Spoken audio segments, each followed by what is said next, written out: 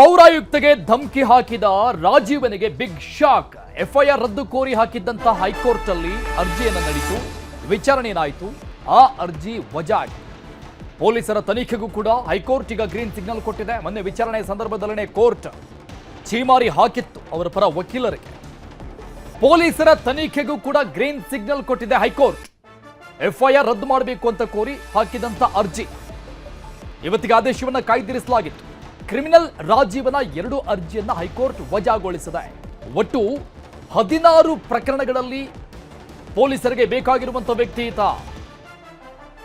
ಆರೋಪಿ ಧಮಕಿ ಹಾಕಿದ ರಾಜೀವನ ಬಂಧನಕ್ಕೆ ಮತ್ತೊಂದು ಕಡೆ ಹಾಕಿ ಪೊಲೀಸರು ತೀವ್ರ ಶೋಧ ನಡೆಸ್ತಾನೆ ಇದ್ದಾರೆ. ಬಟ್ ಇದುವರೆಗೂ ಆತ ಎಲ್ಲಿದ್ದಾನೆ, ಏನ್ ಮಾಡ್ತಾ ಇದ್ದಾನೆ, ಯಾರ ಆಶ್ರಯದಲ್ಲಿದ್ದಾನೆ ಎನ್ನುವಂತ ಮಾಹಿತಿ ಪೊಲೀಸರಿಗೆ ಸಿಕ್ತಿಲ್ಲ ಅನ್ನೋದು ಮತ್ತೊಂದು ಕಡೆ ಚರ್ಚೆಗೆ ಕಾರಣ ಆಗಿರುವಂತಹ ವಿಚಾರ ಆಗಿದೆ. ಹೈಕೋರ್ಟ್ ಇವತ್ತಿಗೆ ಆದೇಶವನ್ನು ಕಾಯ್ದಿರಿಸಿತ್ತು. ಈ ಒಂದು ಪ್ರಕರಣದ ಎಫ್ಐಆರ್ ರದ್ದನ್ನು ಕೋರಿ ಹಾಕಿರುವಂತಹ ಅರ್ಜಿಯ ಆದೇಶ ಈಗ ಹೊರಬಿದ್ದಿದೆ. ಹೈಕೋರ್ಟ್ ಇಂದ ಬಿಗ್ ಶಾಕ್ ಎದುರಾಗಿರುವಂಥದ್ದು. ಆರೋಪಿ ರಾಜೀವನಿಗೆ ಎಫ್ಐಆರ್ ರದ್ದು ಮಾಡಬೇಕು ಅಂತ ಕೋರಿ ಹಾಕಿದ್ದಂತಹ, ಅಂದ್ರೆ ಅಜ್ಞಾತ ಸ್ಥಳದಲ್ಲಿ ಕುಳಿತುಕೊಂಡು ಹಾಕಿದಂತಹ ಅರ್ಜಿ ಎಫ್ಐಆರ್ ರದ್ದಾಗಬೇಕು ಅಂತ. ನನ್ನ ಕಕ್ಷಿದಾರರು ಕ್ಷಮೆ ಕೇಳೋದಕ್ಕೆ ರೆಡಿಯಾಗಿದ್ದಾರೆ, ಸಾರ್ವಜನಿಕವಾಗಿ ಕ್ಷಮೆ ಕೂಡ ಕೇಳ್ತಾರೆ. ಇನ್ನು ಆಗಿರುವಂತಹ ಈ ಒಂದು ಘಟನೆಗೆ ಸೋಷಿಯಲ್ ಮೀಡಿಯಾದಲ್ಲೇ ಅವರು, ಮಾಧ್ಯಮಗಳಲ್ಲೇ ಅವರು ಕ್ಷಮೆ ಕೇಳಾಗಿದೆ ಅಂತೇನು ಸಬೂಬನ್ನು ಕೊಟ್ಟರು. ಅದನ್ನ ಹೈಕೋರ್ಟ್ ನಯವಾಗಿಯೇ ತಿರಸ್ಕರಿಸಿತು. ಜೊತೆಗೆ ಖಾರವಾಗಿ ಛೀಮಾರಿ ಕೂಡ ಹಾಕಿದ್ದು. ಇಂತಹ ಪದಗಳನ್ನು ಬಳಸೋದಕ್ಕೆ ಹೇಗೆ ಸಾಧ್ಯ ಅಂತ ಕೇಳಿತ್ತು. ಇವಾಗ ಡೀಟೇಲ್ಸ್ ಕೊಡ್ತಾರೆ ನಮ್ಮ ಪ್ರತಿನಿಧಿ ಮುನಿರಾಜು ಲೈವ್ ನಲ್ಲಿ ಜಾಯ್ನ್ ಆಗ್ತಾ ಇದ್ದಾರೆ. ಮುನಿರಾಜು, ರಾಜೀವ ಹಾಕಿದ್ದಂತಹ ಆ ಒಂದು ಅರ್ಜಿ ಏನಿತ್ತು, ಅದರ ಒಂದು ನಿರ್ಧಾರ ಇವತ್ತಾಗುವಂತಹ ರೀತಿಯಲ್ಲಿತ್ತು. ಅದರ ಆದೇಶ ಏನು ಅನ್ನುವಂಥದ್ದನ್ನು ಕೂಡ ನಾವು ನೋಡ್ತಾ ಇದ್ದೀವಿ ಈಗಾಗಲೇ. ಈಗ ಇಷ್ಟು ದಿನ ಆದ್ಮೇಲೂ ಕೂಡ ಈತ ಎಲ್ಲಿದ್ದಾನೆ ಅನ್ನುವಂಥ ವಿಚಾರಣೆ ಪೊಲೀಸರಿಗೆ ಗೊತ್ತಾಗ್ತಾ ಇಲ್ಲ ಅನ್ನುವಂಥದ್ದು ಇಲ್ಲಿವರೆಗೂ ಪ್ರಶ್ನೆ ಮತ್ತು ಚರ್ಚೆ ಆಗಿತ್ತು. ಬಟ್ ಇಲ್ಲಿಂದ ಇದು ಹಾಸ್ಯಾಸ್ಪದ ಅನ್ನುವಂಥ ರೀತಿಯಲ್ಲಿ ಅನಿಸ್ತಾ ಇದೆ.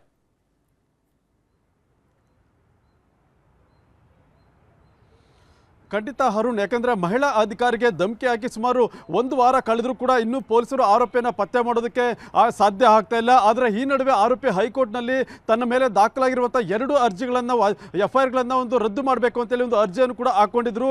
ಇದೀಗ ಇವತ್ತು ಹೈಕೋರ್ಟ್ ಒಂದು ಮಹತ್ವದ ಒಂದು ಆದೇಶವನ್ನು ಕೂಡ ಹೊರಡಿಸಿದೆ. ಆತ ಏನು ಎಫ್ಐಆರ್ ರದ್ದು ಕೋರಿ ಒಂದು ಅರ್ಜಿಯನ್ನು ಹಾಕ್ಕೊಂಡಿದ್ರು, ಆ ಒಂದು 2 ಅರ್ಜಿಗಳನ್ನು ಕೂಡ ಈಗ ಹೈಕೋರ್ಟ್ ವಜಾ ಮಾಡಿರೋದು. ಆ ಮೂಲಕ ಈ ಒಂದು ಪ್ರಕರಣದ ತನಿಖೆಗೆ ಈಗ ಹೈಕೋರ್ಟ್ ಕೂಡ ಒಂದು ರೀತಿ ಗ್ರೀನ್ ಸಿಗ್ನಲ್ ಕೊಟ್ಟಂತಾಗಿದೆ. ಪೊಲೀಸರು ಆದಷ್ಟು ಬೇಗ ಈಗ ಆರೋಪಿಯನ್ನ ಪತ್ತೆ ಮಾಡಬೇಕು ಮತ್ತೆ ಆತನನ್ನ ಬಂಧನ ಮಾಡಬೇಕಾದಂತ ಒಂದು ಅನಿವಾರ್ಯ ಪರಿಸ್ಥಿತಿ ಕೂಡ ಈಗ ಎದುರಾಗ್ತಾ ಇರೋದು. ಯಾಕಂದ್ರೆ ಆರೋಪಿ ವಿರುದ್ಧ ಒಂದು ಮಹಿಳಾ ಅಧಿಕಾರಿ ಮತ್ತೆ ಶಾಸಕರು ಕೂಡ ಒಂದು 2 ಪ್ರತ್ಯೇಕ ಎಫ್ಐಆರ್ಗಳನ್ನು ದಾಖಲು ಮಾಡ್ತಾರೆ. 2 ಎಫ್ಐಆರ್ಗಳು ಕೂಡ ಈಗಾಗಲೇ ಶಿಡ್ಲಘಟ್ಟ ಪೊಲೀಸ್ ಠಾಣೆಯಲ್ಲಿ ಒಂದು ತನಿಖೆ ಹಂತದಲ್ಲಿರುವಂಥದ್ದು. ಆದರೆ ಈ ನಡುವೆ ಆರೋಪಿ ಈಗಾಗಲೇ ಒಂದು ಸ್ಥಳೀಯ ನ್ಯಾಯಾಲಯದಲ್ಲಿ ಒಂದು ಜಾಮೀನು ಅರ್ಜಿಯನ್ನು ಹಾಕೊಂಡಿದ್ರೆ, ಮತ್ತೊಂದು ಕಡೆ ಹೈಕೋರ್ಟ್ನಲ್ಲಿ ತನ್ನ ವಿರುದ್ಧ ಇರುವಂತಹ ಒಂದು 2 ಎಫ್ಐಆರ್ಗಳನ್ನು ರದ್ದು ಮಾಡಬೇಕು ಅಂತೇಳಿ ಒಂದು ಮನವಿಯನ್ನು ಕೂಡ ಮಾಡಿಕೊಂಡು ಅರ್ಜಿಯನ್ನು ಕೂಡ ಸಲ್ಲಿಕೆ ಮಾಡಿರ್ತಾರೆ. ಮತ್ತೆ ಕಳೆದ ಬಾರಿ ವಿಚಾರಣೆ ಸಂದರ್ಭದಲ್ಲಿ ಕೂಡ ಹೈಕೋರ್ಟ್ ತೀವ್ರ ತರಾಟೆಯನ್ನು ಕೂಡ ತೆಗೆದುಕೊಂಡಿತ್ತು. ಯಾಕಂದ್ರೆ ಸರ್ಕಾರಿ ಮಹಿಳಾ ಅಧಿಕಾರಿ ಮೇಲೆ ಈ ರೀತಿಯಾಗಿ ಪದಗಳನ್ನು ಬಳಸಿ ಒಂದು ನಿಂದನೆ ಮಾಡುವಂಥದ್ದು ಎಷ್ಟು ಸರಿ ಅಂತೇಳಿ ಕೂಡ ಒಂದು ಪ್ರಶ್ನೆಯನ್ನು ಕೂಡ ಮಾಡಿತ್ತು. ಮತ್ತೆ ಒಂದು ಬಾರಿ ಮಾತನ್ನು ಹಾಡಿದ್ರೆ ಮತ್ತೆ ಅದನ್ನು ವಾಪಸ್ ಪಡ್ಕೊಳ್ಳೋದಕ್ಕೆ ಆಗೋದಿಲ್ಲ, ನಾಲ್ಗೆಯನ್ನು ಹರಿಬಿಡೋದಕ್ಕೆ ಮುನ್ನ ಎಚ್ಚರಿಕೆ ವಹಿಸಬೇಕು ಅಂತೇಳಿ ಒಂದು ಗಂಭೀರ ಒಂದು ತರಾಟೆಯನ್ನು ಕೂಡ ತೆಗೆದುಕೊಂಡಿರುವಂಥದ್ದು. ಆ ಬಳಿಕ ಈ ಒಂದು ಪ್ರಕರಣದ ವಿಚಾರಣೆಯನ್ನು ನಡೆಸಿ ಹೈಕೋರ್ಟ್ ಒಂದು ಆದೇಶವನ್ನು ಕೂಡ ಕಾಯ್ದಿರಿಸಿತ್ತು. ಇವತ್ತು ಇದಕ್ಕೆ ಸಂಬಂಧಪಟ್ಟಂತೆ ಆದೇಶವನ್ನು ಹೈಕೋರ್ಟ್ ನ್ಯಾಯಮೂರ್ತಿ ಆಗಿರುವಂತಹ ಎಂ ನಾಗಪ್ರಸನ್ನ ಅವರು ಕೂಡ ಈಗ ಪ್ರಕಟ ಮಾಡಿದರೆ, ಏನು ಆರೋಪಿ ಸಲ್ಲಿಕೆ ಮಾಡಿದಂಥ 2 ಅರ್ಜಿಗಳನ್ನು ಕೂಡ ಈಗ ವಜಾ ಮಾಡಿ ಒಂದು ಆದೇಶವನ್ನು ಕೂಡ ಈಗ ಹೈಕೋರ್ಟ್ ಕೊಟ್ಟಿದೆ. ಅರುಣ್, ಓಕೆ ಮುನಿರಾಜು, ಮೊನ್ನೆ ವಿಚಾರಣೆ ಸಂದರ್ಭದಲ್ಲಿ ಹೈಕೋರ್ಟ್ ಛೀಮಾರಿ ಹಾಕಿದ್ದಂಥ ಲೆವೆಲ್ ನೋಡಿದರೆ, ಜೊತೆಗೆ ಪೊಲೀಸ್ ಅಧಿಕಾರಿಗಳಿಗೆ 1-2 ಸೆಕ್ಷನ್ಗಳನ್ನ ನ್ಯಾಯಮೂರ್ತಿಗಳೇ ಅದನ್ನ ನೆನಪು ಮಾಡಿಕೊಟ್ಟಿದ್ರು, ಯಾಕೆ ಹಾಕಿಲ್ಲ ನೀವು ಅಂತ. ಸೊ ಅಷ್ಟರ ಮಟ್ಟಿಗೆ ಗರಂ ಆಗಿತ್ತು ಹೈಕೋರ್ಟ್. ಈ ಪ್ರಕರಣವನ್ನು ಗಂಭೀರವಾಗಿ ಪರಿಗಣಿಸಿತ್ತು. ಸೊ ಇವತ್ತಿನ ಈ ಒಂದು ಆದೇಶ ಏನಿದೆ, ಅರ್ಜಿ ವಜಾ ಮಾಡಿರುವಂಥದ್ದು ಎಕ್ಸ್ಪೆಕ್ಟೆಡ್ ಅಂತ ಅನಿಸ್ತಾ ಇದೆಯಾ?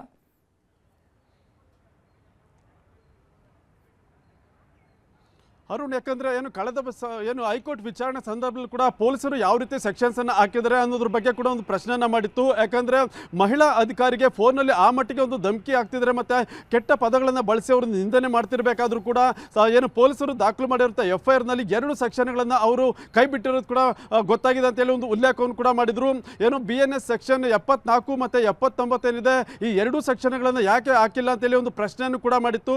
ಯಾಕಂದ್ರೆ 74 ಏನಿದೆ ಅದು ಮಹಿಳೆಯ ಗೌರವಕ್ಕೆ ಒಂದು ಧಕ್ಕೆ ತರೋದು ಮತ್ತು 79 ಮಹಿಳೆಗೆ ಒಂದು ಅವಮಾನ ಆಗುವಂಥ ರೀತಿಯಲ್ಲಿ ಮಾತನಾಡುವಂಥದ್ದು, ಈ ಎರಡೂ ಸೆಕ್ಷನ್ಗಳನ್ನು ಕೂಡ ಆ ಒಂದು ಪ್ರಕರಣದಲ್ಲಿ ಸೇರಿಸಬೇಕಾಗಿತ್ತು. ಆದರೆ ಪೊಲೀಸರು ಯಾಕೆ ಸೇರಿಸಿಲ್ಲ ಅಂತೇಳಿ ಒಂದು ಪ್ರಶ್ನೆಯನ್ನು ಕೂಡ ಮಾಡಿದರೆ, ಮತ್ತು ಏನು ಸರ್ಕಾರಿ ಅಧಿಕಾರಿಗೆ ಕರ್ತವ್ಯಕ್ಕೆ ಅಡ್ಡಿಪಡಿಸುವಂಥ ಸೆಕ್ಷನನ್ನು ಪೊಲೀಸರು ಅಲ್ಲಿ ಹಾಕಿರುವಂಥದ್ದು. ಆದರೆ ಈ ಎರಡೂ ಸೆಕ್ಷನ್ಗಳನ್ನು ಹಾಕಿದರೆ ಪ್ರಕರಣ ಇನ್ನಷ್ಟು ಗಂಭೀರ ಸ್ವರೂಪವಾಗಿ ಪಡ್ಕೊಳ್ತಾ ಇತ್ತು. ಯಾಕಂದರೆ ಏನು ಮಹಿಳೆಯ ಘನತೆ ಮತ್ತು ಗೌರವಕ್ಕೆ ಧಕ್ಕೆ ತರುವಂಥದ್ದು ಮತ್ತು ಅವಮಾನ ಮಾಡುವಂಥ ರೀತಿಯಲ್ಲಿ ಆತ ಪದಗಳನ್ನು ಬಳಕೆ ಮಾಡಿರೋದು ಕೂಡ ಒಂದು ರೀತಿ ದೊಡ್ಡ ಅಕ್ಷಮ್ಯ ಆಗಿರುವಂಥದ್ದು. ಅದರಿಂದ ಈ ಸೆಕ್ಷನ್ಗಳನ್ನು ಪೊಲೀಸರು ಯಾಕೆ ಅಳವಡಿಸಿಲ್ಲ ಅಂತೇಳಿ ಒಂದು ಪ್ರಶ್ನೆಯನ್ನು ಹೈಕೋರ್ಟ್ ಕೂಡ ಅವತ್ತು ಎತ್ತಿತ್ತು. ಆದರೆ ಈ ಒಂದು ಅರ್ಜಿಗೆ ಸಂಬಂಧಪಟ್ಟಂತೆ ವಿಚಾರಣೆಯನ್ನು ಕೂಡ ನಡೆಸಿ ಏನು ಆರೋಪಿ ಬಳಸಿದಂಥ ಒಂದು ಪದಗಳ ಬಗ್ಗೆ ಒಂದು ಏನು ತೀವ್ರ ತರಾಟೆಯನ್ನು ತೆಗೆದುಕೊಂಡು ಒಂದು ರೀತಿ ಗರಂ ಕೂಡ ಆಗಿತ್ತು. ಸದ್ಯ ಈಗ ಈ ಒಂದು ಎರಡೂ ಅರ್ಜಿಗಳಿಗೆ ಸಂಬಂಧಪಟ್ಟಂತೆ ಒಂದು ಮಹತ್ವದ ಆದೇಶ ಕೂಡ ಈಗ ಪ್ರಕಟ ಆಗಿರೋದ್ರಿಂದ ಆರೋಪಿಗೆ ಈಗ ಹಿನ್ನಡೆ ಆಗಿದೆ. ಮತ್ತು ಪೊಲೀಸರು ಕೂಡ ಈಗ ಯಾವ ರೀತಿ ಆತನ ಮೇಲೆ ಕ್ರಮವನ್ನು ಕೈಗೊಳ್ತಾರೆ, ಆತನನ್ನು ಅರೆಸ್ಟ್ ಮಾಡ್ತಾರಾ ಅಥವಾ ಇನ್ನೂ ಆತನನ್ನ ಹುಡುಕಾಟ ನಡೆಸೋದ್ರಲ್ಲೇ ಇರ್ತಾರ ಅನ್ನೋದು ಕೂಡ ಈಗ ಕಾದು ನೋಡಬೇಕಾಗುತ್ತೆ. ಅರುಣ್, ಮುನಿರಾಜು, ನ್ಯಾಯಮೂರ್ತಿಗಳ ಸೂಚನೆ ನಂತರದಲ್ಲಿ ಆ ಸೆಕ್ಷನ್ಗಳನ್ನು ಕೂಡ FIRಗೆ ಸೇರ್ಪಡೆ ಮಾಡಲಾಗುತ್ತಾ ಅನ್ನೋದು ಒಂದು ಪ್ರಶ್ನೆ. ಆದರೆ ಈಗ ಆಲ್ಮೋಸ್ಟ್ ಒಂದು 8 ರಿಂದ 10 ದಿನ ಆಯಿತು, ಈ ವ್ಯಕ್ತಿ ಎಲ್ಲಿದ್ದಾನೆ ಅನ್ನುವಂಥ ಒಂದು ಸ್ಮಾಲ್ ಎವಿಡೆನ್ಸ್ ಕೂಡ ಸಿಗ್ತಾ ಇಲ್ಲ, ಕ್ಲೂ ಕೂಡ ಸಿಗ್ತಾ ಇಲ್ಲ. ಸೊ ಆ ತನಿಖೆ ಎಲ್ಲಿಗೆ ಬಂತು, ಎಲ್ಲೆಲ್ಲಿ ಎಷ್ಟೆಷ್ಟು ತಂಡಗಳು ಹೋಗಿದೆ, ಎಲ್ಲೆಲ್ಲಿ ಹುಡುಕ್ತಾ ಇದ್ದಾರೆ, ಏನು ಬೆಳವಣಿಗೆ ಆಗಿದೆ?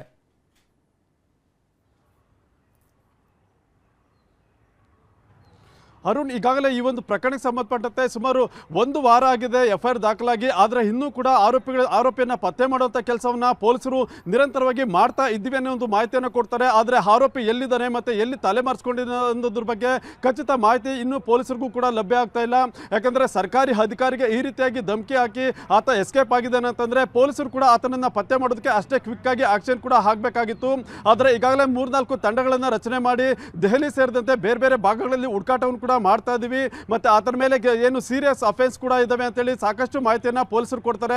ಆದರೆ ಆತನನ್ನ ಪತ್ತೆ ಮಾಡಿ ಕಾನೂನಿನ ಅಡಿಯಲ್ಲಿ ಆತನನ್ನ ಬಂಧನ ಮಾಡಬೇಕಾಗುತ್ತೆ. ಆದರೆ ಇದುವರೆಗೂ ಕೂಡ ಆತನ ತಲೆಮರೆಸ್ಕೊಂಡಿದ್ದಾನೆ, ಇನ್ನೂ ಪತ್ತೆ ಆಗಿಲ್ಲ ಅನ್ನೋದು ಮಾಹಿತಿಯನ್ನು ಅಷ್ಟೇ ಕೊಡ್ತಾ ಇದ್ದಾರೆ.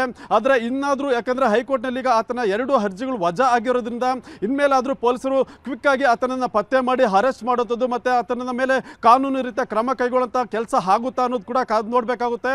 ಯಾಕಂದ್ರೆ ಸುಮಾರು 1 ವಾರ ಆಗಿದೆ, 2 FIR ದಾಖಲಾಗಿದ್ದಾವೆ.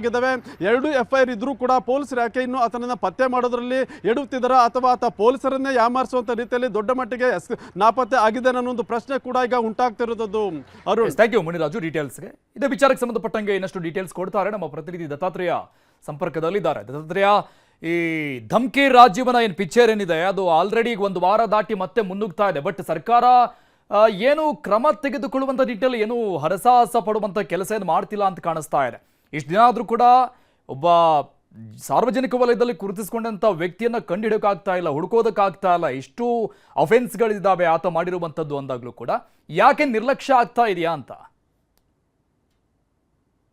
ಅರುಣ್, ಖಂಡಿತವಾಗಿ ಪೌರಾಯುಕ್ತೆ ಅಮೃತ ಗೌಡ ಅವರಿಗೆ ಧಮಕಿ ಹಾಕಿದ ಪ್ರಕರಣಕ್ಕೆ ಸಂಬಂಧಿಸಿದಂತೆ ರಾಜೀವ್ ಗೌಡ ಏನಿದನೋ ಈಗ ಸುಮಾರು 8 ದಿನಗಳಿಂದಲೂ ಸಹ ತಲೆಮರೆಸಿಕೊಂಡಿರುವಂತಹದ್ದು. ಈಗಾಗಲೇ ಪೊಲೀಸರು ಸುಮಾರು 50 ಜನರ ತಂಡ ಏನು ದೆಹಲಿ ಸೇರಿದಂತೆ ಬೆಂಗಳೂರು ಹಾಗೂ ಚಿಕ್ಕಬಳ್ಳಾಪುರ ಮತ್ತಿತರ ಪ್ರದೇಶಗಳಲ್ಲಿ ಈಗಾಗಲೇ ಹುಡುಕಾಟ ನಡೆಸ್ತಾ ಇದ್ರು ಸಹ ಒಂದು ರೀತಿಯಾದಂತಹ ಯಾವುದೇ ಕಾರಣಕ್ಕೂ ಅರೆಸ್ಟ್ ಮಾಡಲು ಪೊಲೀಸರು ಕಂಪ್ಲೀಟ್ ಆಗಿ ವಿಫಲರಾಗಿದ್ದಾರೆ ಎನ್ಬಹುದು. ಈ ಹಿನ್ನೆಲೆ ಈಗ ಚಿಂತಾಮಣಿ ಒಂದು ಸೆಷನ್ ಕೋರ್ಟ್ ನಲ್ಲಿಯೂ ಸಹ ಮತ್ತೆ ಈ ರಾಜೀವ್ ಗೌಡ ವಿಚಾರಕ್ಕೆ ಸಂಬಂಧಿಸಿದಂತೆ ಇವತ್ತು ವಿಚಾರಣೆಯೂ ಸಹ ನಡೀತಾ ಇರುವಂತದ್ದು. ಯಾಕಂದ್ರೆ ಇಲ್ಲಿಯೂ ಸಹ ಒಂದು ಜಾಮೀನು ಅರ್ಜಿಯನ್ನ ಸಲ್ಲಿಸಿದ್ರು. ಈ ಹಿನ್ನೆಲೆ ಚಿಂತಾಮಣಿ ಒಂದು ಸೆಷನ್ ಕೋರ್ಟ್ ನಲ್ಲಿಯೂ ಸಹ ಇವತ್ತೊಂದು ಏನು ತೀರ್ಪು ನಡೆಯುತ್ತೆ ಅಂತ ಅದನ್ನು ಸಹ ನಾವು ಕಾಯ್ದಿರಿಸಬೇಕಾಗುತ್ತೆ. ಆದ್ರೆ ಎಲ್ಲೋ ಒಂದು ಕಡೆ ಇಲ್ಲಿ ಸಾರ್ವಜನಿಕ ವಲಯದಲ್ಲಿ ಮಾತ್ರ ದೊಡ್ಡ ಮಟ್ಟದ ಪ್ರಶ್ನೆ ಕೂಡ ಇಲ್ಲಿ ಕೇಳಿ ಬರ್ತಾ ಇರೋದು. ಯಾಕಂದ್ರೆ KH ಮುನಿಯಪ್ಪನವರ ಆಪ್ತರು ಅಂತ ಗುರುತಿಸಿಕೊಂಡಿರುವಂತಹ ಈ ರಾಜೀವ್ ಗೌಡ ಎಲ್ಲೋ ಒಂದು ಅವರ ರಕ್ಷಣೆಯಲ್ಲಿ ಅಡಗಿಕೊಂಡಿದ್ದಾನೆ ಎಂಬ ಪ್ರಶ್ನೆ ಹಾಗೂ ಸಾಕಷ್ಟು ಅನುಮಾನಗಳು ಕೂಡ ವ್ಯಕ್ತವಾಗ್ತಾ ಇರುವಂತದ್ದು. ಈ ಹಿನ್ನೆಲೆ ಈಗ ಜಿಲ್ಲಾ ಪೊಲೀಸ್ ವರಿಷ್ಠಾಧಿಕಾರಿಗಳಾದಂತಹ SP ಕುಶಾಲ್ ಚೌಕ್ಸರ್ ಅವರು ಸಹ ಒಂದು ಗಂಭೀರವಾದಂತಹ ಮಾಹಿತಿಯನ್ನ ಕೊಟ್ಟಿದ್ರು. ಅಂದ್ರೆ ಈ ರಾಜೀವ್ ಗೌಡ ಎಂಬ ವ್ಯಕ್ತಿಯ ಮೇಲೆ ಸುಮಾರು 16ಕ್ಕೂ ಅಧಿಕ ಕೇಸುಗಳಿರುವಂತಹದ್ದು, ಜೊತೆಗೆ ಈತ ನಟೋರಿಯಸ್ ಕ್ರಿಮಿನಲ್ ಅಂತ ಒಂದು ಆರೋಪವನ್ನ ಕೂಡ ಹೇಳಿರುವಂತಹದ್ದು. ಸೊ ಈ ಹಿನ್ನೆಲೆ ಈಗ ಬಹಳಷ್ಟು ರೀತಿಯಾದಂತಹ ದೊಡ್ಡ ಮಟ್ಟದ ಚರ್ಚೆಗೆ ಗ್ರಾಸವಾಗ್ತಾ ಇದ್ರೆ, ಮತ್ತೊಂದು ಕಡೆ ಇವತ್ತು ಅನಾಮಧೇಯ ವ್ಯಕ್ತಿ ಪೌರಾಯುಕ್ತರಿಗೆ ಒಂದು ಬೆದರಿಕೆ ಪತ್ರವನ್ನು ಸಹ ಹಾಕಿರುವುದು ಮತ್ತೊಂದು ರೀತಿಯಾದಂತಹ ಕುತೂಹಲ ಮೂಡಿಸಿರುವಂತದ್ದು. ಜೊತೆಗೆ ಅಧಿಕಾರಿಯು ಸಹ ಬಹಳಷ್ಟು ರೀತಿಯಾದಂತಹ ಭಯಭೀತರಾಗಿರುವಂತದ್ದು. ಒಟ್ಟಾರೆ ಈ ಎಲ್ಲಾ ವಿಚಾರಗಳನ್ನ ಗಮನಿಸ್ತಾ ಇದ್ರೆ ಖಂಡಿತವಾಗಿಯೂ ಬೇಲ್ ಸಿಗುವವರೆಗೂ ಸಹ ರಾಜೀವ್ ಗೌಡ ಮಾಧ್ಯಮಗಳ ಮುಂದೆ ಬರೋ ಬರಲ್ಲ, ಜೊತೆಗೆ ಪೊಲೀಸರಿಗೂ ಸಹ ಸಿಗಲ್ಲ ಎಂಬುದು ಮಾತ್ರ ಸ್ಪಷ್ಟವಾಗಿ ತಿಳಿದು ಬರ್ತಾ ಇರುವಂತದ್ದು ಅರುಣ್. ಓಕೆ ದತ್ತಾತ್ರೇಯ, ಟೋಟಲಿ ರಾಜೀವ್ ಮೇಲೆ ಇರುವಂತಹ ಪ್ರಕರಣಗಳು 16 ಅಂತ ಗೊತ್ತಾಗ್ತಾ ಇದೆ ಟೋಟಲಿ. ಇದರಲ್ಲಿ ಮೇಜರ್ ಆಗಿರುವಂತಹ ಪ್ರಕರಣಗಳು ಯಾವುವು? ಆ ಬಗ್ಗೆ ಏನಾದರೂ ಡೀಟೇಲ್ಸ್ ಸಿಗ್ತಾ ಇದೆಯಾ? ಯಾವ ಕ್ರೈಮ್ ಚಟುವಟಿಕೆಯಲ್ಲಿ ಈತ ಭಾಗಿಯಾಗಿದ್ದಂತೆ, ಯಾವ ಸ್ಟೇಷನ್ಗಳಿಗೆ ಏನಾದರೂ ಬೇಕಾಗಿದ್ದಾನಂತೆ? ಖಂಡಿತವಾಗಿ ಅರುಣ್, ಈ ವಿಚಾರಕ್ಕೆ ಸಂಬಂಧಿಸಿದಂತೆ ಜಾತಿ ನಿಂದನ ಆರೋಪದಡಿ 2 ಕೇಸುಗಳಿರುವಂತದ್ದು, ಜೊತೆಗೆ ಕೊಲೆ ಹಾಗೂ ಬೆದರಿಕೆ ಸಂಬಂಧಿಸಿದಂತೆ ಹಾಗೂ ವಂಚನೆ ಪ್ರಕರಣಕ್ಕೆ ಸಂಬಂಧಿಸಿದಂತೆ ಹೀಗೆ ಸಾಕಷ್ಟು ರೀತಿಯಾದಂತಹ ಪ್ರಕರಣಗಳು ದಾಖಲಾಗಿರುವಂತಹದ್ದು. ಪ್ರಸ್ತುತ ಇರುವಂತಹ SP ಕುಶಾಲ್ ಚೌಕ್ ಸರ್ ಅವರು ಏನಿದ್ರು, ಅವರು ಈ ಹಿಂದೆ ಚಿಂತಾಮಣಿ ಉಪವಿಭಾಗಕ್ಕೆ ASP ಆಗಿ ಕರ್ತವ್ಯ ನಿರ್ವಹಿಸಿದ್ರು. ಸೊ ಇದರಲ್ಲಿ ನಾನೇ ನೇರವಾಗಿ 2 ಕೇಸ್ಗಳನ್ನ ಈ ವ್ಯಕ್ತಿ ಮೇಲೆ ದಾಖಲಿಸಿದ್ದೆ ಅಂತ ಮಾಹಿತಿಯನ್ನ ಬಿಚ್ಚಿಟ್ಟಿರುವಂತದ್ದು. ಜೊತೆಗೆ ಈ ಒಂದು ರಾಜೀವ್ ಗೌಡ ನೆಲಸ್ಥಾನ ಏನಿದೆಯೋ ಆ ಒಂದು ಪೊಲೀಸ್ ಬೆಂಗಳೂರಿನ ಒಂದು ಗ್ರಾಮಾಂತರ ಠಾಣೆ ಸೇರಿದಂತೆ ಮತ್ತಿತರ ಪೊಲೀಸ್ ಠಾಣೆಗಳು ಸಹ ಈ ವ್ಯಕ್ತಿ ಮೇಲೆ ಬಹಳಷ್ಟು ರೀತಿಯಾದಂತಹದ್ದು. ಅಂದ್ರೆ ಈ ಹಿಂದೆ ರಾಜಣ್ಣ ಎಂಬ ಹೆಸರಿನ ಮೇಲೆ ಬಹಳಷ್ಟು ದೂರುಗಳಿರುವಂತದ್ದು. ಆದ್ರೆ ಈಗ ರಾಜೀವ್ ಗೌಡ ಎಂಬ ಹೆಸರನ್ನ ಬದಲಿಸಿಕೊಂಡು ಇಲ್ಲಿ ಶಿಡ್ಲಘಟ್ಟ ವಿಧಾನಸಭಾ ಕ್ಷೇತ್ರದಲ್ಲಿ ರಾಜಕೀಯ ಮಾಡಲು ಮುಂದೆ ಬಂದು ಈಗ ಎಲ್ಲಾ ರೀತಿಯಾದಂತಹ ಕೇಸ್ಗಳಲ್ಲಿ ಮತ್ತೆ ತಗಲಾಕೊಂಡಿರುವಂತಹ ಭೀತಿಯಲ್ಲಿರುವಂತಹದ್ದು Arun. Yes, thank you Dattatreya ಡೀಟೇಲ್ಸ್ಗೆ. ಮದುವೆ ಆಗ್ಬೇಕಾಗಿದ್ದ ಯುವತಿಯನ್ನೇ ಕೊಂದಿದ್ದಾನೆ ಕಿರಾತಕ. ನಾಪತ್ತೆ ಆಗಿದ್ದಾಳೆ ಅಂತ ಅದಾದ್ಮೇಲೆ ಪೊಲೀಸರ ಜೊತೆಗೆ ಸೇರಿ ಈತನೇ ಹುಡುಕಾಟ ಕೂಡ ಮಾಡಿದ್ದ, ಕಥೆ ಕಟ್ಟಿದ್ದ. ಪೊಲೀಸರಿಗೆ ಚಳ್ಳೆಹಣ್ಣು ತಿನ್ನಿಸಲು ಹೋಗಿ ಕೊಲೆಗಾರ ಸಿಕ್ಕಿಬಿದ್ದಿದ್ದಾನೆ. ಮದುವೆ ಆಗ್ಬೇಕಾಗಿದ್ದಂತಹ ಹುಡುಗಿಯನ್ನೇ, ಯುವತಿಯನ್ನೇ ಮದುವೆ ಆಗ್ಬೇಕಾಗಿದ್ದಂತಹ ಹುಡುಗನೇ ಕೊಂದು ಹಾಕಿದ್ದಾನೆ. ಇದಾದ್ಮೇಲೆ ನಾಪತ್ತೆ ಅಂತ ಕಂಪ್ಲೇಂಟ್ ಆಗಿ ನಾಟಕ ಮಾಡಿದ್ದ. ಧಾರವಾಡದಲ್ಲಿ 2 ದಿನದ ಹಿಂದೆ ಜಾಕಿಯಾ ಕೊಲೆ ಆಗಿತ್ತು. ಜಾಕಿಯಾ ಸಾಬಿರ್ ಮುಲ್ಲಾ ಮದುವೆ ನಿಶ್ಚಯ ಕೂಡ ಆಗಿತ್ತು, ಇನ್ನೇನು ಮದುವೆ ಆಗೋದ್ರಲ್ಲಿತ್ತು. ಆದ್ರೆ ಮದುವೆ ಇಷ್ಟವಿಲ್ಲದೆ ಜಾಕಿಯಾಳನ್ನ ಈತ ಕೊಂದಿದ್ದ. ಕೊಲೆ ಮಾಡಿ ಪೋಷಕರ ಜೊತೆಗೆ ಸೇರಿ ಈತನೇ ಹುಡುಕಾಡಿದ್ದ. SP ಜೊತೆ ಮಾತಾಡಿ ಡ್ರಾಮಾ ಮಾಡಿದಾರು. ನನಗೇನು ಗೊತ್ತಿಲ್ಲ ಅನ್ನುವಂಥ ರೀತಿಯಲ್ಲಿ ತನಿಖೆ ನಡೀತಾ ನಾನೇ ಕೊಂದಿದ್ದು ಅಂತ ಹಂತಕ ಒಪ್ಕೊಂಡಿದ್ದಾನೆ. ಪೊಲೀಸರ ಜೊತೆಗೆ ಹುಡುಕಾಡಿದ್ದಾನೆ, ನಾಪತ್ತೆಯಾಗಿದ್ದಾಳೆ ಅಂತ. ತನಿಖೆಗೆ ಎಲ್ಲ ರೀತಿಯಾದಂತಹ ಸಹಕಾರ ಕೂಡ ಕೊಟ್ಟಿದ್ದ ಈತ. ಪೊಲೀಸರು ಕೇಳಿದಂಥ ಎಲ್ಲ ಪ್ರಶ್ನೆಗಳಿಗೆ ಉತ್ತರ ಕೂಡ ಕೊಟ್ಟಿದ್ದ. ಬಟ್ ಕೊಲೆ ಮಾಡಿದ್ದನ್ನ ಮುಚ್ಚಿಡುವುದಕ್ಕೆ ನಾನಾ ರೀತಿಯ ನಾಟಕಗಳನ್ನು ಆಡಿದ್ದ. ತನಿಖೆ ಆದಮೇಲೆ ಗೊತ್ತಾಗಿದೆ ಈತನೇ ಕೊಲೆಗಾರ ಅಂತ. ಜಾಕಿ ಅಂತ ಹುಡುಗಿ, ಅವ್ರಿಗೆ ಕೊಲೆ ಆಗಿದೆ ಸ್ಟ್ರಾಂಗ್ಯುಲೇಷನ್ ಇಂದ. ತಕ್ಷಣ ನಮ್ಮ ಎಲ್ಲ ಅಧಿಕಾರಿಗಳು ಅಲ್ಲಿ ಹೋಗಿ ಸ್ಪಾಟ್ ವಿಸಿಟ್ ಮಾಡಿದ್ದಾರೆ. ಮತ್ತೆ ನಮಗೆ ಸಿಟಿ ಪೊಲೀಸ್ ಕಮಿಷನರ್ ಸಾಹೇಬ್ರಿಂದ ಬಹಳ ಇದು ಕಾಪರೇಷನ್ ಸಿಕ್ಕಿದೆ. ಇದರಲ್ಲಿ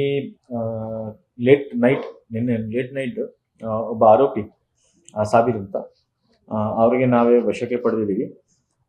ಈ ಸಾಬೀರ್ ಮತ್ತೆ ಜಾಕಿಯಾ ಹಳೆ ಪರಿಚಯ ಇದೆ, ಕ್ಲೋಸ್ ಪರಿಚಯ ಇದೆ. ಅದಕ್ಕೋಸ್ಕರನೂ ಅವ್ರ ಮಧ್ಯದಲ್ಲಿ ಏನಾದರೂ ಜಗಳ ಇತ್ತು. ಆ ಜಗಳಕ್ಕೋಸ್ಕರನು ಸಾಬೀರ್ ಜಾಕಿಯಾಗೆ ಕೊಲೆ ಮಾಡಿದ್ರು. ಒಬ್ಬ ಜಾಕಿ ಅಂತ ಹುಡುಗಿ, ಅವ್ರಿಗೆ ಈಗ ಡೀಟೇಲ್ಸ್ ಕೊಡ್ತಾರೆ ನಮ್ಮ ಪ್ರತಿನಿಧಿ ಮಂಜುನಾಥ್ ಸಂಪರ್ಕದಲ್ಲಿದ್ದಾರೆ. ಮಂಜುನಾಥ್, ಈ ಸಾಬೀರ್ ಮುಲ್ಲಾ ಒಂದು ರೀತಿ ಫಿಲಂನಲ್ಲಿ ಆಕ್ಟ್ ಮಾಡೋ ರೀತಿಯಲ್ಲಿ ಮಾಡಿರುವಂಥದ್ದಂತೂ ಗೊತ್ತಾಗ್ತಾ ಇದೆ. ಹೇಗೆ ತನಿಖೆಯನ್ನ ಮಾಡಿದ್ದು, ಹೇಗೆ ಗೊತ್ತಾಗಿದ್ದು, ಯಾವ ಕ್ಲೂ ಸಿಕ್ಕಿದ್ದು ಈತ ಕೊಲೆಗಾರ ಅಂತ? ಹೌದು, ಅವರು ಪರಸ್ಪರ ಪ್ರೀತಿಸಿ ಮದುವೆ ಇನ್ನೇನು ನಿಶ್ಚಯ ಆದಂತ ಸಂದರ್ಭದಲ್ಲೂ ಕೂಡ ಈತ ತನ್ನ ಮದುವೆ ಆಗ್ಬೇಕಂತ ಯುವತಿಯನ್ನೇ ಕೊಲೆ ಮಾಡಿದ್ದು ಕೂಡ ಒಂದು ಯುವತಿಯ ಪೋಷಕರು ಮತ್ತು ಧಾರವಾಡ ಜನರಿಗೂ ಕೂಡ ಅಚ್ಚರಿ ಮೂಡಿಸಿತ್ತು ಅಂತ ಹೇಳ್ಬೋದು. ನಿನ್ನೆ ಏನಂತಂದ್ರೆ ಧಾರವಾಡದ ಹೊರವಲಯದಲ್ಲಿ 21 ವರ್ಷದ ಜಾಕೆ ಎಂಬ ಯುವತಿಯ ಶಿವ ಪತ್ತೆ ಆಗತ್ತೆ. ಪತ್ತೆ ಅಂತ ಸಂದರ್ಭದಲ್ಲೂ ಕೂಡ ಅಂತಂದ್ರೆ ಆಕೆಯ ಮನೆಯವರು ಇರ್ಬೋದು, ಜೊತೆಗೆ ಈಗ ಕೊಲೆ ಮಾಡಿದ ಆರೋಪಿಯ ಸಂಬಂಧಿಕರು, ಕುಟುಂಬಸ್ಥರು ಕೂಡ ಆಕೆಯ ಮೊದಲು ಅವ್ರನ್ನ ಹುಡುಕಾಟಕ್ಕೆ ನಾಟಕ ಮಾಡ್ತಾರೆ. ಯಾಕಂತಂದ್ರೆ ಒಂದ್ ಕಡೆ ಕೊಲೆ ಮಾಡಿ ಏನೂ ಮಾಡಿಲ್ಲ ಎಂಬಂತೆ ಕೂಡ ನಿನ್ನೆ ಕೊಲೆ ಮಾಡಿದ ದಿನದಿಂದ ಕೂಡ ನೆಕ್ಸ್ಟ್ ಡೇ ವರೆಗೂ ಕೂಡ ಯಾವುದೇ ರೀತಿಯಾದ ಪೊಲೀಸರಿಗೂ ಮತ್ತು ಸ್ಥಳೀಯ ಸಂಶಯ ಬರದೇ ರೀತಿಯಲ್ಲಿ ನಾಟಕವಾಡ್ತಾರೆ. ಆದ್ರೆ ಪೊಲೀಸರಿಗೂ ಆರಂಭವಾಗಿ ಏನಂತಂದ್ರೆ ಈ ಲೊಕೇಶನ್ ಚೆಕ್ ಮಾಡಿದಾಗ ಜೊತೆಗೆ ಅಂತಂದ್ರೆ ಇಬ್ಬರಿಗೂ ಈಗಾಗಲೇ ಕೂಡ ನಿಶ್ಚಯ ಆಗಿತ್ತು, ಜಾಕಿಯಾ ಮತ್ತು ಸಾಬೀರ್ಗೆ ಇಬ್ಬರಿಗೂ ನಿಶ್ಚಯ ಆಗಿತ್ತು. ಆದ್ರೆ ಇದಕ್ಕೆ ಪ್ರಮುಖ ಕಾರಣ ಇಬ್ಬರ ನಡುವೆ ಜಗಳ ಪರಸ್ಪರ ಆಗ್ತಾ ಇತ್ತು ಪದೇ ಪದೇ. ಯಾಕಂತಂದ್ರೆ ಈ ಇಬ್ಬರ ಮದುವೆ ನಿಶ್ಚಯ ಆದ್ರೂ ಕೂಡ ಸಾಬೀರ್ ಕೊಲೆ ಮಾಡಿದ ಆರೋಪಿಗೆ ಬೇರೆ ಒಬ್ಬಳ ಯುವತಿಯ ಜೊತೆ ಸಂಬಂಧ ಇತ್ತು ಎಂಬುದು ಕೂಡ ಈಗ ಪ್ರಥಮ ತನಿಖೆಯಲ್ಲಿ ಗೊತ್ತಾಗ್ತದೆ. ಈ ವಿಚಾರವಾಗಿ ಕೂಡ ಇಬ್ಬರಲ್ಲೂ ಕೂಡ ಪರಸ್ಪರ ಜಗಳ ಆಗ್ತಾ ಇತ್ತು. ಈ ವಿಚಾರವಾಗಿ ಏನಂತಂದ್ರೆ ಪರಸ್ಪರ ಜಗಳ ವಿಕೋಪಕ್ಕೆ ಹೋಗಿ ಕೊಲೆ ಮಾಡಿದ್ದಾನೆ. ಕೊಲೆ ಮಾಡಿದ್ರು ಕೂಡ ಏನಂತಂದ್ರೆ ತಾನು ಏನೂ ಮಾಡಿಲ್ಲ ಎಂಬಂತೆ ನಾಟಕವಾದಂತ ಸಂದರ್ಭದಲ್ಲಿ ಪೊಲೀಸರು ಕೂಡ ಎಲ್ಲಾ ಲೊಕೇಶನ್ ಯಾಕಂದ್ರೆ ತಾನೇ ಅವಳ ವೇಲಿಂದ ಕತ್ತು ಹಿಚ್ಚಿ ಕೊಲೆ ಮಾಡಿ ಕಾರಲ್ಲಿ ತಗೊಂಡು ಹೊರವಲಯದಲ್ಲಿ ನಿರ್ಜನ ಪ್ರದೇಶದಲ್ಲಿ ಎಸೆದಿದ್ದಾನೆ. ಅದೇ ಲೊಕೇಶನ್ ಅಲ್ಲಿ ತಗೊಂಡು ಯುವತಿಯ ತಂದೆಗಿರ್ಬೋದು, ಸಹೋದರಿಗೆ ಮತ್ತು ತನಗೂ 3 ಮಂದಿಗೂ ತಾನೇ ಆ ಯುವತಿಯ ಮೊಬೈಲ್ ಇಂದ ಮೆಸೇಜ್ ಅನ್ನ ಹಾಕ್ತಾನೆ. ಯಾಕಂತಂದ್ರೆ ನನಗೆ ಮನೆಗೆ ಬರೋ ಕೊಲೆ ನಾನು ಮನೇಲಿ ಇರಕ್ಕೆ ಇಷ್ಟಪಡಲ್ಲ, ನಾನು ಏನು ಆತ್ಮಹತ್ಯೆ ಮಾಡ್ಕೋತಿದ್ದೀನಿ, ಶವವನ್ನ ತಗೊಂಡು ಹೋಗ್ರಿ ಎಂಬ ಒಂದು ಮೆಸೇಜ್ ಅನ್ನ ಫಾರ್ವರ್ಡ್ ಮಾಡ್ತಾನೆ. ಎಲ್ಲವನ್ನ ಕಲೆ ಹಾಕಿದಂತ ಪೊಲೀಸರು ಏನಂತಂದ್ರೆ ಆರೋಪಿ ಕೊಲೆ ನಡೆದ 12 ಗಂಟೆಯೊಳಗೆ ಪೊಲೀಸರು ಆರೋಪಿನ ಬಂಧಿಸಲು ಯಶಸ್ವಿಯಾಗಿದ್ದಾರೆ. ಜೊತೆಗೆ ಏನಂತಂದ್ರೆ ಕುಟುಂಬಸ್ಥರು ಕೂಡ ಒಂದ್ ಕಡೆ ಆಕ್ರೋಶವನ್ನ ಹೊರ ಹಾಕ್ತಾ ಇದ್ದಾರೆ. ಯಾಕಂತಂದ್ರೆ ಇನ್ನು ಪ್ರೀತಿಸಿ ಮದುವೆಗೂ ಕೂಡ ನಾವು ಒಪ್ಪಿಗೆ ಕೊಟ್ಟಿದ್ವಿ, ಆದ್ರೆ ಈ ತರ ಈ ಮಾಡಿದ್ದು ಘಟನೆ ಎಷ್ಟು ಮಟ್ಟಿಗೆ ಸರಿ, ಅವನಿಗೆ ಗಲ್ಲು ಶಿಕ್ಷೆ ಆಗ್ಬೇಕೆಂಬ ಆಕ್ರೋಶದ ನುಡಿಗಳನ್ನು ಹೇಳ್ತಾ ಇದ್ದಾರೆ. ಥ್ಯಾಂಕ್ ಯು ಮಂಜುನಾಥ್ ಡೀಟೇಲ್ಸ್ಗೆ. ಜಮ್ಮು ಕಾಶ್ಮೀರದಲ್ಲಿ ಸೇನಾ ವಾಹನ ಅಪಘಾತ ಆಗಿದೆ. ದೋಡಾದಲ್ಲಿ ಕಣಿವೆಗೆ ಬಿದ್ದಿದೆ ಸೇನಾ ವಾಹನ. ಈ ಅಪಘಾತದಲ್ಲಿ ಬರೋಬ್ಬರಿ 10 ಜನ ವೀರ ಯೋಧರು ದುರ್ಮರಣ ಹೊಂದಿರುವುದು. ಜಮ್ಮು ಕಾಶ್ಮೀರದಲ್ಲಿ ಸೇನಾ ವಾಹನ ಅಪಘಾತ ಆಗಿ 10 ಜನ ಯೋಧರು ದುರ್ಮರಣ ಹೊಂದಿದ್ದಾರೆ. 7 ಮಂದಿ ಯೋಧರಿಗೆ ಗಾಯ ಆಗಿದೆ, ಆಸ್ಪತ್ರೆಗೆ ದಾಖಲು ಮಾಡಲಾಗಿದೆ. ಇನ್ನು ಇದರಲ್ಲಿ 3 ಯೋಧರ ಸ್ಥಿತಿ ಅತ್ಯಂತ ಗಂಭೀರವಾಗಿದೆ. ಗಾಯಾಳು ಸೈನಿಕರ ರಕ್ಷಣೆಗೆ ರಕ್ಷಣಾ ಕಾರ್ಯಾಚರಣೆ ಮುಂದುವರೆದಿದೆ, ಟ್ರೀಟ್ಮೆಂಟ್ ಕೊಡಿಸಲಾಗ್ತಾ ಇದೆ. 7 ಜನರ ಪೈಕಿ 3 ಸ್ಥಿತಿ ಬಹಳಷ್ಟು ಗಂಭೀರವಾಗಿದೆ ಅನ್ನುವಂಥ ಮಾಹಿತಿ ಕೂಡ ಸಿಗ್ತಾ ಇದೆ. ಹೇಳಿ ಜಮ್ಮು ಕಾಶ್ಮೀರ ಕಣಿವೆ ರಾಜ್ಯ ಅಂತ ಕರೆಸಿಕೊಳ್ಳುವಂಥದ್ದು. ಸೊ ಅಲ್ಲಿ ದೋಡಾದಲ್ಲಿ ಕಣಿವೆಗೆ ಬಿದ್ದು ಸೇನಾ ವಾಹನ ಅಪಘಾತಗೊಂಡಿರುವುದು. ಆಳವಾದ ಕಣಿವೆ, ಅಪಘಾತದಲ್ಲಿ 10 ಜನ ವೀರ ಯೋಧರು ದುರ್ಮರಣ ಹೊಂದಿದ್ದಾರೆ. 7 ಮಂದಿ ಯೋಧರಿಗೆ ಗಾಯ ಆಗಿದೆ. ಬದುಕುಳಿದಂಥ ಯೋಧರಿಗೆ ಕಾರ್ಯಾಚರಣೆ ನಡೀತಾ ಇದೆ.